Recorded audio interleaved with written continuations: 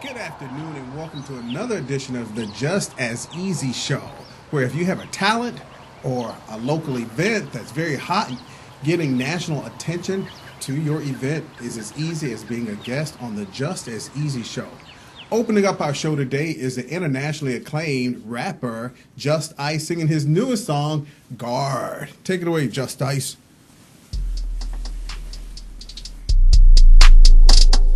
Hey, yeah. Okay. Hey, yeah. Hey, yeah. We in the trap, we straight from Mars. What is the sauce to the milk in a barn? I'ma pull up with a real foreign car, and they wanna talk, so I'm keeping my guard. What did you say? Just like Febreze, cause you know that I spray. Let's go to my crib, just open the gates. That's going both ways. What have I became? Like one of those rappers, I'm making it clear. Go to the top like I'm a reindeer. Hop up in Jerry's whip, you know we steer. Gucci cologne, that's all that we hear. Run up the check through the mail. I'll spit in bars like I'm jail. Hey, yeah, Scott, I mean Dale. Sauce with the drip with the water. You tryna test me like I am your father. Hey, yeah, hey, yeah. Just look at your posture. This isn't new to me. Don't make attempts. Ooh, I'm in the cup like I'm West. Yeah, I'm in the cup like I'm Sex. Hey, honey, just look at this mess. Hey, look at the diamond finesse. Yeah, I'm playing Roblox. You a guest. A guest. Why y'all talking? Say less. Ooh, all of y'all titled the tail. The tail. I get Arizona's for shell. And we walk at home when we deep. Ooh, 200 will put you to sleep. Ooh, young Goofy ain't talking to me. Hey.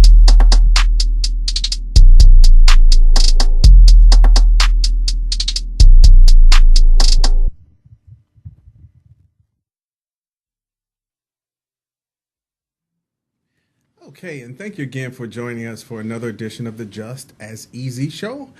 You know, today's topic is the school to prison pipeline. And by school to prison pipeline, of course, I'm referring to the system. We're talking about the disproportionate amount of students of color who are piped into the prison system as early as kindergarten, according to the Dignity in Schools campaign. And so today we have a very distinguished guest who is the assistant warden of the Golden State Prison, Mr. Dan Meyer. Thank you for joining us today. Thank you, Mr. Griffin. Absolutely. So I'd like to begin by kind of sharing a little bit more information that I was able to get from the Dignity in Schools campaign related to the school to prison pipeline. Yes. And so I would like for you to just kind of share, after I share the statistics, I'd like for you to kind of share, you know, from your own perspective, whether personally or professionally, you know, anything that you'd like to chime in about. So what the Dignity in Schools campaign has to say regarding the school to prison pipeline is that through an unfair, subjective, and zero tolerance discipline practice and policies, students are regularly suspended and expelled from school. Also, the exposure to police increases the probability of arrest. And by that, they're talking about the fact that a lot of schools are increasingly having school resource officers on the campuses. And so, again, the exposure of police increases the probability of arrest, and it means suspended and expelled students are 3 times more likely to come in contact with the juvenile justice system and the detention in a juvenile justice facility. And then, by in turn, getting placed in juvenile detention increases the risk of youth ultimately dropping out of school. And then finally, in turn, the increase in juvenile detention and dropping out of school increases the probability of adult incarceration by 22 percentage points. And so a lot of information is shared here, and we'll have a lot more to share. But any thoughts on that, Mr. Meyer? Yes, I think there is a correlation there between the disparity in treatment with youth and getting expelled from school, which translates to people taking a path that leads to incarceration. Without staying on track and progressing through the education time frames like a normal, time that most students would normally go through, education is delayed. And when education is delayed, it becomes kind of an afterthought, and other things take its place, and things that feed into this lifestyle that people want right now. And so along with that, there's choices to be made, and a lot of times bad choices are made, which leads to a lot of people that we see end up in our prisons. Yes, and I totally agree with you. Let me share one other statistic. Over 6,500 California students, and we are in California, over 6,500 California students are expelled each year with minimally or no educational instruction provided while they are expelled. And so that's really important because there's a lot of information out there that talks about what happens to students when they miss even one day of school and how detrimental that is to their overall education. And so I know I read California statistics right now, but I want to just tell you that this is a pervasive phenomena. It really is. I grew up in school. I attended schools in Florida, public education system in Florida, and students are expelled and suspended all the time, and there wasn't always, and we're talking of course about 20, 30 years ago, there wasn't always follow through from the school standpoint to make sure that I received education while, not me, but students who are expelled or suspended receive the educational support that they need while they are away from school. And so one of the things that does come to mind that is a specific and personal anecdote that I can kind of recall is that when I was in the 12th grade, I was taking a home economics class, and Mr. Myers knows me, and so in addition to being a talk show host, I'm also a writer, so I like to speak in very specific terms, and I think it's applicable and appropriate that I do so, in fact, with this topic. But when I was in the 12th grade, I had a really cute little young white teacher who was the home economics teacher, and one day she came into the class and she brought a salad forward, and the salad had olives and bell peppers and a lot of other things that I wasn't accustomed to seeing on a salad. And she said to the class, guys, by the end of the period, you're going to make a salad like this.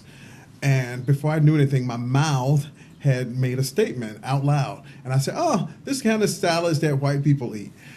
I was ignorant as all get out. But at the same time, I was speaking from my own cultural perspective because I hadn't seen those kinds of things in a salad. And here, this nice white teacher was presenting this. And so her response, though, to my statement was that she sent me to the office right away. And so I went to the office. The principal sent me to an alternative school for 5 days. And while I was at the alternative school, I missed out on the home economics class. I missed out on my normal PE class. I missed out on English, and I missed out on math. And, thank God I'm the type that, I was able to return back to my normal school setting after 5 days, and I was able to pick up and not be harmed by it. But, I think now about those students who are expelled and suspended and they don't always receive their support. And they're, that much closer to being a part of the school to prison pipeline. So I just thought it was appropriate that I share that. And that is a good anecdote because that is probably more common than we would have the statistics that show. I think so too. But yes, if there's not a particular type of response, I think people are too prone to take action and not realize the consequences of actions that lead to further consequences, and just progresses where the student no longer wants to go back, and this leads to a lifestyle, and it leads to bad choices, obviously. But I could see where that could happen quite often, actually. I'm sure it does, and not just in one state, but I think throughout the nation. But I want to ask you, I know that you're assistant warden, but just talk to me about any personal experiences that or anecdotes come to mind. Well, we see a lot of guys. I'm over the education department, the vocational department, and we call it reentry department, or our department. It's called continual care, which is changing behavior. It's different types of treatments and therapies to change thinking patterns and decision making. Yeah, that is that's fascinating. I want to come back to that. Yeah, and I'll be happy to talk about that. So it's something that we've really stepped up 3.5 years ago. Mm-hmm. We've implemented this program called Continuum Care company wide, and it's structured where it goes through different phases where we bring offenders in and we assess where they're at. And then we intervene, and based on their needs, we'll provide either anger management, cognitive behavior intervention, substance abuse treatment, family relations class. Because a lot of the the guys that we see that come through our facility, they've come from broken homes. They've either not had a parent, Yes. two parents, or no parents, or just a broken relationships with their family. I'm glad you share that, Mr. Myers, because there is this thought that's out there, a very pervasive thought, that once students or people in general are in the penal system, that there's no rehabilitation that's occurring. And so it's good and refreshing to hear that you say that that's actually taking place, at least within your facility, right? Oh, yeah, definitely. What are the ages of the people who are Well, the incarcerated? ages, they have to be 21 years of age, in our facilities. And it goes on up to retirement age. I've been at the same facility now for a little over 15 years. And I've seen the ages just continue to grow. It used to be in the 20s and the 30s, but now it just continues to seem to cover the whole spectrum of, 21 to 65. I have one guy that's going to be retiring here in a couple weeks, actually, and he was worried about when he releases here soon, what resources are going to be available for him when he releases. Wow. He's going to retire from... He's going to retire like normally retirement age. Uh-huh. So he hopes to retire. Has he been contributing to the... He's been retirement trying to rehabilitate himself and making choices by going and taking classes. He's been taking vocational classes. This is interesting, though, because when you talk about someone who's been incarcerated retiring, instantly my mind goes to, like, I'm thinking in terms of SSI, those kinds of, does he have any kind of, will he have income coming in? That's what we're looking at. Okay. Because we don't have a lot of guys that fit into that category, so Right. it's kind of a new area. Because then he still has to support himself somehow financially. So I just wondered about that. And I'm glad, again, that you talked about changing behavior patterns that you do with the anger management. Is there anything that you do at your facility or in the penal system in general to help people get their high school diplomas? Oh, yes. We've been working with our client, CDCR. We call, since we're a private contracted facility, we call our the people that we work with our client, and that's the California Department of Corrections and Rehabilitation. And they really want, with our contract with them, to focus on literacy. So we have different literacy programs that we're focusing on. It goes from ESL, ABE, GED, and then, like I said, our other programs on top of that. But it breaks it down. It has what they've called ABE 1, which is our TABE scores between 0 and I think 3.9. ABE 2, which is like 4.0 to I think 6.9. And then pre-GED or ABE 3, and it goes like 7.0 to 9.9. So how does that work?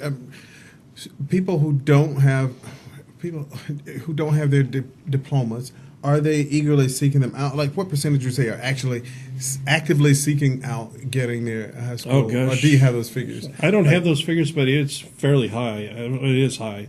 At least I'd say about half of the guys that come in don't have a GED or high school diploma. And they recognize the importance of it. Oh, yes. Once they get out. And it's they've realigned the educational track. It used to be once you got to 6.0 reading level, grade placement level, you were done with education, so you didn't have to progress any further. Really? Yeah, that was when I first got there 15 years ago. That was the norm. Wow. And then it went up to 9.0, and so right at the high school level. And then now they want you to get your high set or your GED. So what is the thought behind that? The raising of the educational bar for inmates? Well, it's a gateway to being employable because Absolutely. You need a high school diploma to get a job. So that was the thought behind that, and which it needs to be. And so I was glad when they realigned the curriculum to that point. And then with No Child Left Behind, they tried to put all the core into the different cores, but it just got really hard to do all the different core curriculum that they required. Sure. Because inmates get transferred from facilities a lot of times, and they couldn't continue with their pathway to education to get everything done. Yes. I can see that too. I appreciate that. I want to ask you something. I'm going to go off on a tangent a little bit, and then Okay. we'll have to come back. But there's this thought, this pervasive thought that's out there that inmates, whether in a state facility or federal, that they are living an extravagant, like luxurious lifestyle. It's got billiards and cable TV and all this kind of stuff. So is that really kind of? And I've never visited a facility. So Well, is there any? there's that perception. I think Right. the public has that perception that they haven't made, but there's research behind that. And again, I don't have the figures behind it, but there's different ways to look at it. You can take and someone that breaks the law, you can warehouse them, Okay. and then hope that they, once they're done with their incarceration term, come out and be rehabilitated. Or you can provide different sources of ways to take and fill those time slots. Okay, with education, with programs, and along with And that, with cable? well, yeah, because if you I'm want not judging. I'm just trying to get a no, picture. but you make a good point. If you want someone to assimilate a normal lifestyle, and you're withholding something just out of, well, you shouldn't have this because, Right. how are you going to release them back into society with some assimilation of a normal lifestyle? All right. And so there are others on the other side of the table who would argue that gives them something to come out and work toward instead of coming from being incarcerated into right, because yes, there's always two different ways to look at it. Sure. But I'd rather have someone, and this is CDC's philosophy now, from prison to our neighborhood or to your neighborhood. That's their new motto now. That gets my attention. That's what the R went into CDCR back in 2007. Okay. In 2007, I believe it was, when they passed Assembly Bill 900. They wanted to really focus on rehabilitation. And with the passage of Prop 57 a few years ago, they really expanded this now. And so there's all sorts of incentives that their inmates have. But would you say that, it could make someone, you give them all these benefits? That's what we're trying to do now. Because if you withhold these benefits, a lot of these guys are never going to have the opportunity. And that's what this whole thing, I think, hinges on, opportunities. Yes. So what do you say in your professional capacity to those who argue that, hey, these guys are getting locked up and they're living better than me. They got 3 hots and a cot, which means, 3 meals and a bed. And I'm sleeping on my mom's couch and I've never been in trouble before. Well, it can be frustrating for those that don't appreciate it. And we have a certain number of guys that they're going to complain they're never happy. Right. But that's just this, society in general. There's always going to be people that are never appreciative of what they do have. So in general, most of the guys are appreciative. And I think human nature kind of feeds into that too. Some people think that the more you give someone, the more they're not going to appreciate it. But we see that, yes, there's two sides to that. Sure. Those that want to make something for themselves are doing it, and they're not coming back. And those that are not rehabilitated yet are going to come back. Research shows it takes 4 to 7 times sometimes to change. Wow. To go through these, series of interventions. Which is expensive. Yeah, it's for the expensive. taxpayer. Sure. I mean, I know growing up, I didn't become who I was without making a lot of mistakes along the way. Let's talk about that. What'd you do? What'd you get into? Well, let's keep going on. Let's keep going. We got to keep you employable, right? Let's stay on the. All right, cool, no problem. Hey, so I want to, and this one is kind of heavyweight. There is this thought that the United States, and I think it's statistically true, that the United States has the highest incarceration rate of any nation worldwide. In fact, I want to read this statistic that I got from the same source, Dignity in Schools campaign. But it says 61% of the incarcerated population are Black or Latina, despite the fact that these groups they only represent 30% of the U.S. population. That's the first tenet. And then nearly 68% of all men in federal prison never earn a high school diploma. We spoke to that. And then finally, the fact that the U.S. has the highest incarceration rate in the world is no surprise, and the road to lockup starts in the school system. And so I want to go back to that part with the U.S. having the highest incarceration rate. When I think about the United States, I think about the home of the free, the home of the brave, and all of that. And then, we are the greatest country in the world. Yeah. There's no question about that. But, I wanted you to talk about any theories as to why we have the highest incarceration rate in the world. Well, I think it's our Constitution. The way it was designed, it was not to lock people up and throw them away. A lot of people still believe that's once you commit a crime, that's it. Your value's gone. Mm-hmm. And people, they bring a lot of value regardless of the past they have with them. And that's what I try to teach my staff to bring out in inmates. Mm-hmm. We all have value. To what degree we have to find that value. So I think with that being said, our society gives us that opportunity to have second, third, or fourth chances. Sure. And that's the great part about us being who we are as a society. But, it's just how you look at it or how you frame it. And a lot of people frame it in the negative perspective. Sure. We're giving these guys all this opportunity. But step back for a second and think, what if you make that mistake? What if you don't take or the your Uber? Loved one does. Or yes, or your loved one. What if you don't take the Uber and you get behind a car and drive and you get kill someone?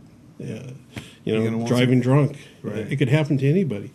Empathy and rehabilitation goes a long way. Yes, it does. I think we have to step back and be real in our perspective because this could happen to anyone. Absolutely. And so, 3 strikes rule.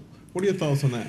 I think the 3 strikes was good in theory, but I think it didn't work out as theorized. Most things that we think are going to work actually don't work as intended, and what it did was it inflated our prison population because a lot of. But there's some that will argue that was the impetus behind it. There's some that will argue that was the plan. The ultimate plan was to lock up browns and blacks. So.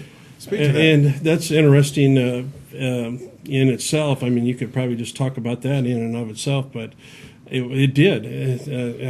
Obviously, the numbers, if you look at it, it did lock up quite a few people on charges that shouldn't be, putting someone in prison for life. Yeah, I think it was a flaw in the design, and it didn't take into account a lot of things. And so here we are on the years later with this huge overinflated prison population, and now it's funny how the pendulum has swung the other way. Sure. And we're trying to give everyone, for the most part, or most people, rehabilitation. Sure. And so I wonder if it's just a trend, just like education. It looks like the legal system goes through like trends and ebbs and flows.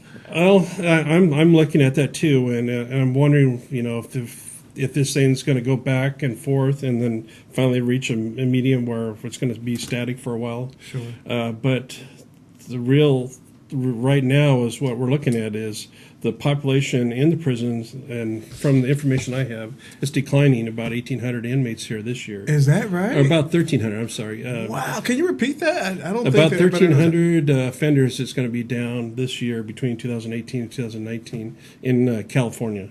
All right, and what accounts for that? The rehabilitative programs of Prop 57. Educate us on Prop 57. Okay, Prop 57, just briefly, was passed by voters overwhelmingly a year and a half ago in the fall elections.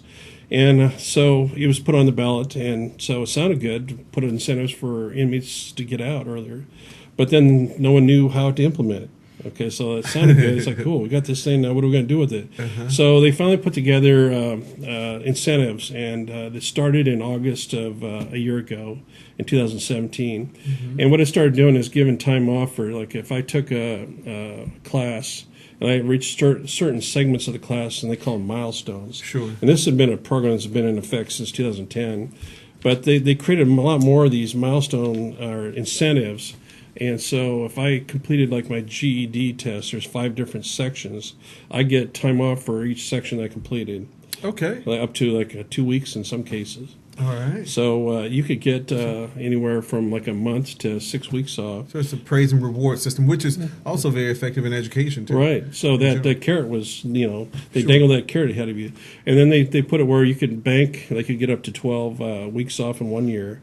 Then after that you could bank, for subsequent years. What were some of the other carrots, if you will? So earning Yeah. credits, So good they- behavior. Would that Yeah, have been good one? behavior, but they didn't. What they did was they made it mostly with programming. So they had the rehabilitative achievement credit programs. So they have different things that we put in, like AA and NA, for example. Okay. It's a class that's inmate led. Sometimes we get volunteers or a staff sponsor to sit in and just to be there to support the inmates and make sure that they're staying on track with the curriculum. But after so many hours throughout the year, like 52 hours, they get time off their sentence. And wow. and then you can go up to 200, I think 8 hours during the course of the year. But it's just seat time, sitting and being in this and actually showing up. Mm-hmm. And so there's a lot of programs like that. There's one called Getting Out by Going In. That's one that we're looking By going into at. getting out by going in. Yeah, it's a some type of program that guys talk about their problems and how they can readjust when they get back Gotcha. out. Just kind of And- escaping a certain paradigm, a certain mindset. Certain mindset, and then there's faith-based programs. Malachi Dads is a big one that has been going around. It helps men to realize their role through Christian based or faith-based programs as a father. And a lot of these guys have never, Don't fully have father figures at home. right to Right. to show, or to mentor on how to be a father. Sure. And so that's been really popular. So by sitting into these classes and having so much time in, they sign rosters, and then we take and we put it in the computer, and then after so long, they get a certificate, and then it's automatically recorded, and their sentence is recalculated, and then time comes off. Absolutely. So- and it allows the inmates to actually own what time they get out. They take some ownership. They take some ownership of it. Sure. And so, along with that, people may think, well, gosh, it's not really rehabilitating. But when you look at it, it is, because a lot of guys would never take that first step Sure. for whatever reasons. It's not cool to do, or pride, And or I whatever. think it's teaching the principle that, hey, you take a step and things will work out. But you have to, the shortest distance, and I'm sure I'm messing this up, but if you want to get any place, it begins with the first step. You have to take a step Exactly. to get where you want to go. You don't really like to sound like a cliche, but it's true. You have to take that first step, and so like everyone's doing it now. It's not just certain groups, because in the prison environment, people watch each other, and they still cling, even though they're not really in gangs in our facilities because they've dropped out. But they still, watch each other, and that politics is Sure. still in place. Yeah, see and what's so going on. they compare notes and they watch each other what they do, but basically they're starting to take ownership and they want to get out, so they want a program. So it becomes about getting into the classes, and so they can get out sooner. So all of this is a part of AB 57? Prop 57, Prop 57. Proposition 57. So that's one of the components. Another one is if you get your GED, and then if we can verify it, you get 90 days automatically off your sentence. Oh, nice. Yeah, so that was it's called education merit credit. Very nice. Yeah, so that's another component that's put on. And if you get your college, diploma, you get 180 days off automatically. And we've had a few guys that have done that. 6 months, yeah. And it's actually, I don't know, I think I talked to you about this in the doctorate program that we've talked about in the Yes, past. the doctorate program. And social economic status. There was a lot of research about, I remember when I was going through some of the classes and doing research, there's evidence to support that for those that get college level classes and expose themselves to college level programs, their chances of going back and recidivating are much, much less because of their social economic status is starting to come up now. Sure. And they're getting exposed to those opportunities that they never had before.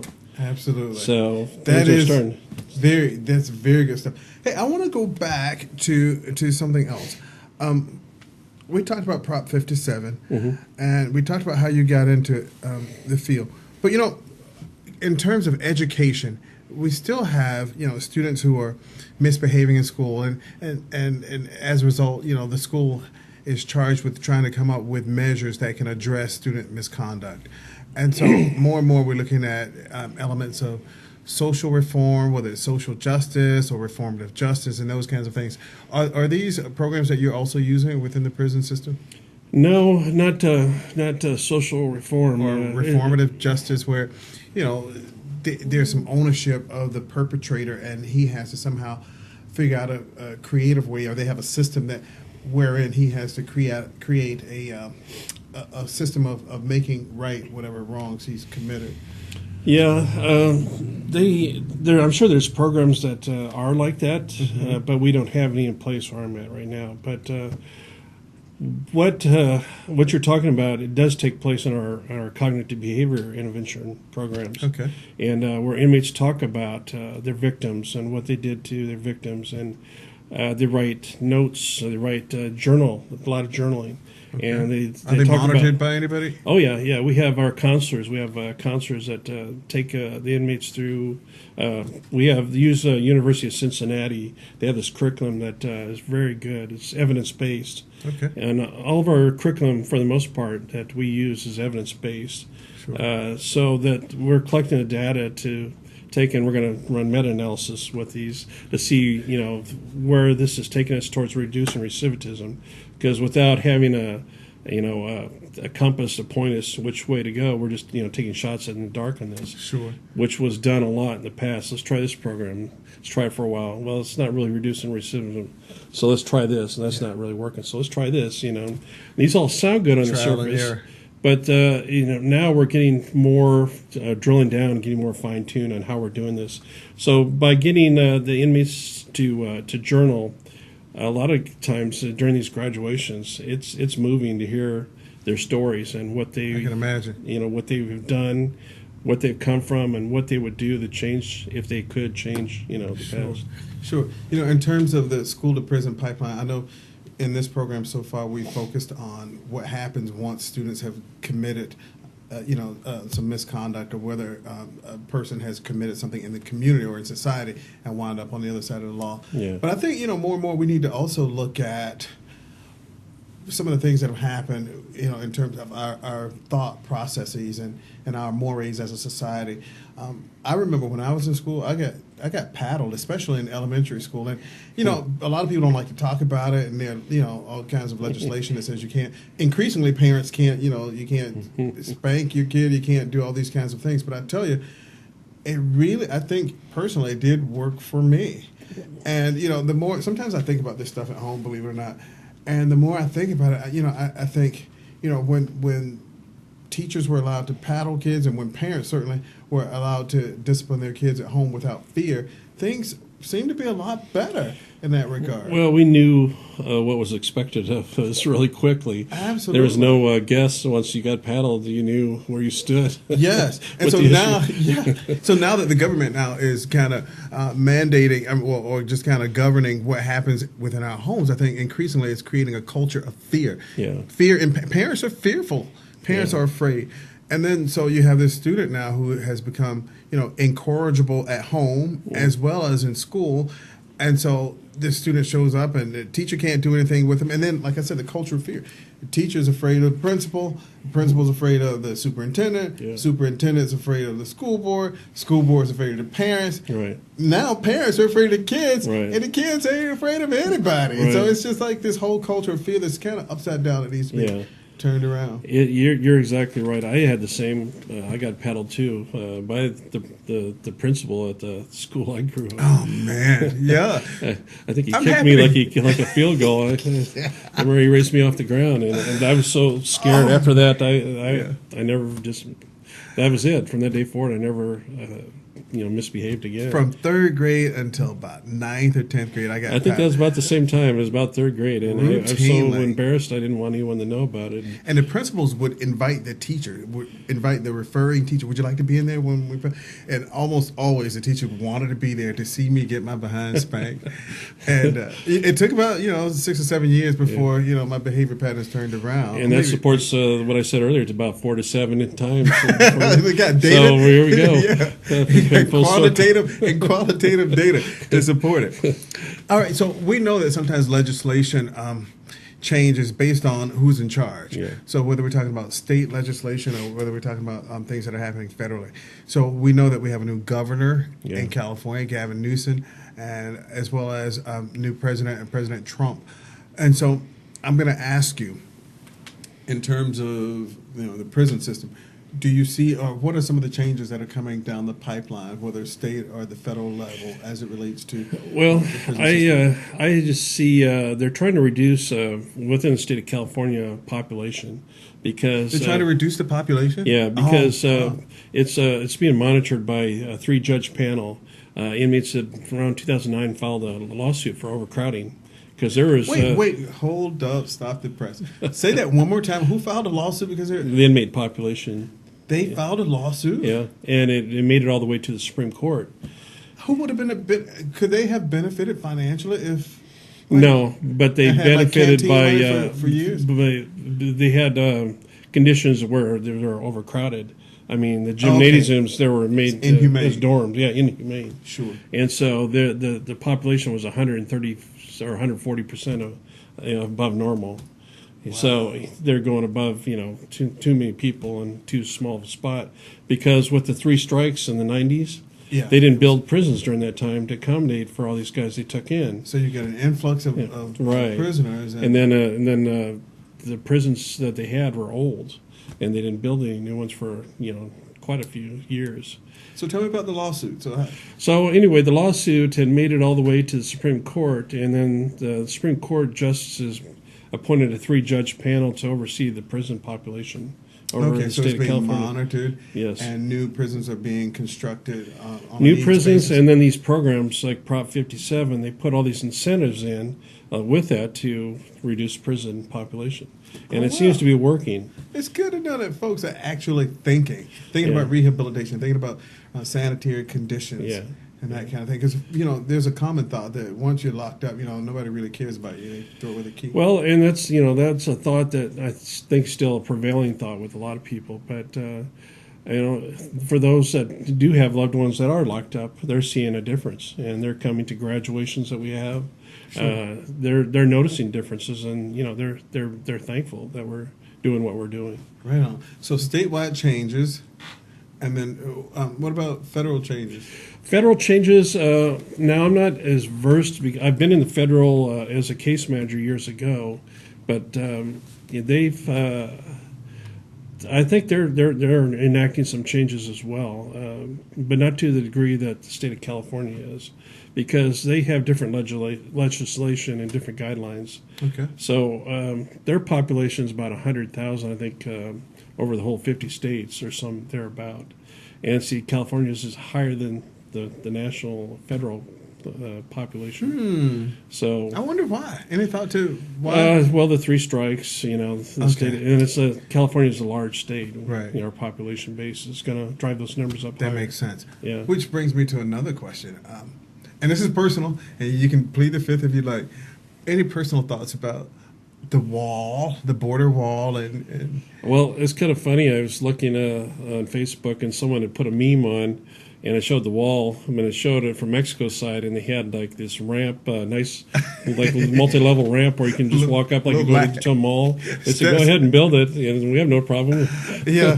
So I don't know. I don't like to talk about it, but it just seems like we can use those funds better in other ways. Yeah, they can be better allocated. But there's pros and cons, I'm sure, for it. Sure, absolutely. So I want to read. We started out with this program and talking about the school to prison pipeline. Oh, and against it. I'm for it and against it. Let me say Okay. Right on. For and against. Thank you for adding that. So I want to read some statistics because actually there's some good and there's some bad news as it relates to the school to prison pipeline. All right, and this is from the CDE, the California Department of Education, and their website. So there's a release where, and this is a little bit old, but it still is applicable, from November 2017. The number of students suspended and expelled in California public school has declined for the 5th year in a row. So that was really good because the state was really looking at school data from the perspective of demographics of students who are being expelled routinely, and that's how they learned that, hey, we're expelling brown and black students at disproportionate rates. And so they commissioned schools and school districts to come up with other ways to handle students instead of just kind of sending them to home. Because the truth is, you send somebody to home student shows up at school misbehaving, it's not really a good idea to send them home and expect them to return with a different mindset when they, that's where they came from in the beginning. Yeah, so anyway, the CDE has said that for 5 straight years, there has been a decrease in the amount of students that have been suspended or expelled in California, which is showing that efforts by educators to improve attendance by using more engaging instruction and effective discipline are, making significant progress. So, when we know better, we do better. But it does mean that we really do have to look at data and we have to analyze it because it does give us a narrative about what's actually taking place. And I've heard that if we know better, do better concept as well. Mm-hmm. And it takes a village, too. It does. It does take a village. It takes a lot of people to change the culture and change the environment. That's right. So I shared the good news.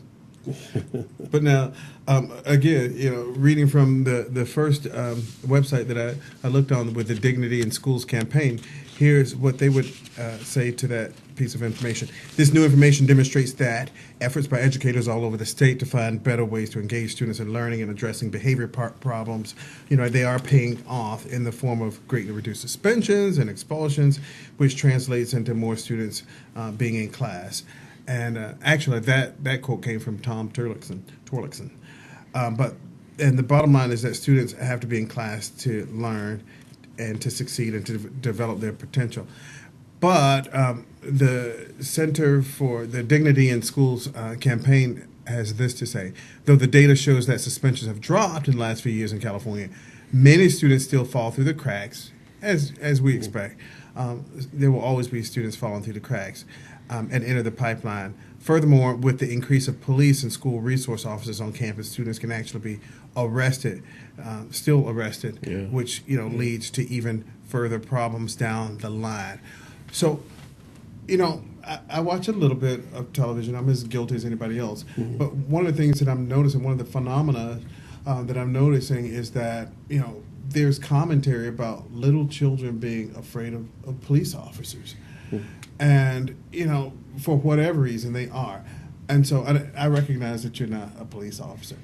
But, I think something has to be done because not all police officers are bad. We got some bad ones out there, Go to YouTube if you doubt that. Yeah. But, there are a lot of good police officers. And I think that the relationship between the community and the perception about police officers needs to change, but we need to put some pieces in place. I see that happening in the town where our facility is at. It's a small little town, predominantly Hispanic population, and the police force really focuses a lot of interaction. You said it takes a community to bring students up, and that's what they're doing. They're doing a lot of community drives, and our company gets involved with the police department, with the city, and we get involved with a lot of activities. And I did an article. I write articles a little on the side for a company and in our monthly or quarterly publication. I interviewed the police chief about a year ago, and he really is pro, having different agencies work together, to make this thing work. Because if you don't interact with the public, they're going to have the stigma that the police are bad, because they're going to see what's on television, and a lot of times it may not be they don't see the whole thing that happens. They may just see what's edited on television, right? The good and bad, and a lot of times what we see is bad on TV, right? And so I could understand. I see the same thing that everyone sees, and I'm asking myself why. So I have some of these same questions. So that's a big problem with a lot of law enforcement agencies. Mm-hmm. So I know a lot are getting out there and trying to change that stigma and get the community's support to put this behind us. Sure. But it only takes one incident, and a lot of the positive work is all of a sudden just kind of gone away. It seems I totally agree. And here's what we all need to think about. The truth is, anytime you have students who aren't showing up at school at the rates that they need to, or students who are even acting out in school. Yeah. That suggests that there's something the matter, either Yeah. in their home life or otherwise, but there's Yeah. something the matter. And students, first of all, California is a compulsory education state, meaning if you're, anywhere from 6 to 17, you must attend school. So they Yeah. don't have a choice. Yeah. But, we have to look at students as what they are, they are minors. And oftentimes, if they are in a lower socioeconomic bracket, then they are probably attending schools where they are underserved. And by underserved, I mean either they have teachers who are apathetic, don't care, when they are not showing up, phone calls aren't being made, and that kind of thing. Or they are sending students out anytime the student slips and cursed, or that kind of thing, and you're just kind of banished to hell, for doing things that you don't know any better than because of whatever reason. And so, one of the things that I recall from as an administrator in Southern California, back in 2011, the state of California changed its truancy laws. Okay. And, basically what it said was that anytime students are not in school for more than 10% of the time that they're enrolled, that the school is incumbent upon finding some measure to get them in the seats, right? And but it was still upon the school in terms of how they roll that information out to parents and community. And some schools were very empathetic in their approach, recognizing that if students aren't showing up at school, more and more, it's kind of like the parents. There's something the matter there, and so it's not in the best interest of the school to penalize the student. And so, in our district, I think we did the same thing. That was our approach as well. And so, I was charged with creating what's known as a SARB panel, which is a school attendance review board panel.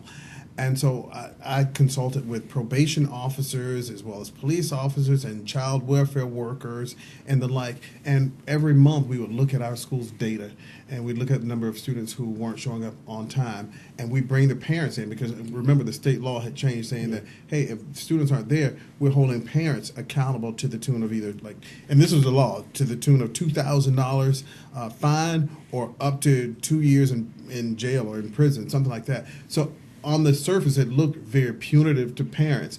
But, from a school district standpoint, we had the latitude to have a different approach to that and not just kind of hit parents across the head. Right. And so I thought that was a very good approach to build a panel that was comprised of all these agencies with the thought of doing what's in the best interest of students. So what we wound up doing was providing bus passes to students and finding out, if you got transportation issues, those kinds of things. Those are the things that are hidden that we don't see as when we implement laws. Right. There's usually a cause and effect, Yes. and we don't see what happens or the chain of events. It gets from one point to the other. Absolutely. And so by what you're saying, by having this panel, and looking at all these things that have happened where the student's not showing up, you're giving that person opportunity, that student opportunity. Absolutely. And that's what it's about because they're minors. But imagine if we were different as a district and we looked at that letter of the law and we said, we can hold parents accountable to the tune of $2,000. Well, if they don't have any money, what good? How is it going to benefit the student to now say to the parent, hey, your child hasn't been here for the last 7 days. Now you owe us $2,000, and that's very or send them to jail for 2 years. It's very much a reality because what if you're a federal employee, you're not getting paid right now? Oh wow, that puts it into context. I mean, there's all sorts of things that could be, the reason why they're not going to school right now, and so it's easy to sit back and say, well, you need to have them there. I don't care, get them there. Man, there's always a reason why things happen. That's my opinion. I think your opinion really matters, and it's very credible. You guys, we're talking about the school to prison pipeline. We're talking about some of the causes. We're talking about certainly some of the solutions. It's been a pleasure to have Assistant Warden of the Golden State Prison, Mr. Dan Myers, as our guest, our distinguished guest. We are out of time, but remember, if you've got a very hot topic or event, or you have a very talented teen in your home and you'd like to get some exposure, getting national exposure is as easy as being a guest on the Just As Easy show. I'm Dr. Chappelle Griffin. Thank you for joining us. Good night.